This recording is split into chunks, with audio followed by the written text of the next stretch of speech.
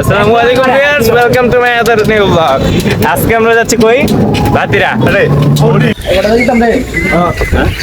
Actually পরীক্ষা চলতেছিল, তো দুপুরবেলা বৃষ্টির মধ্যে পরীক্ষা দিয়ে আইসা দেখি যে আবহাওয়াটা অনেক সুন্দর, তো ভাবলাম কই যাওয়া যায়, ভাবলাম যে নদীর ওই পারে যাবো।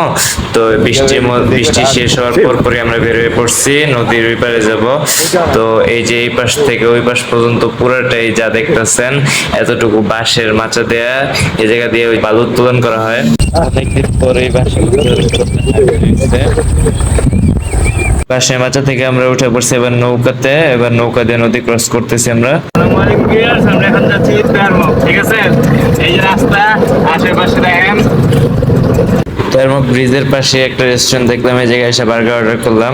আর বার্গারের প্রাইস ছিল 60 টাকা। 60 টাকার মধ্যে বার্গারের মধ্যে মাংসের পরিমাণ ভালোই দিছিল, আর বার্গারের সাথে দুইটা সস দিছিল তারা, পুদিনা পাতার চাটনি, এটা সস একটা, এটা টমেটো সস। বার্গার খাওয়া শেষ করে ভাবলাম যে ফ্রেঞ্চ ফ্রাই খাওয়া যায়, তো 60 টাকা দিয়ে এক প্লেট ফ্রেঞ্চ ফ্রাই নিলাম, কিন্তু এটা ফ্রেঞ্চ ফ্রাই কম, আলু ভাজা বেশি ছিল। খাওয়া দাওয়া শেষ করে তার ব্রিজের উপর দিয়ে সানসেট দেখতে দেখতে এসে পড়লাম।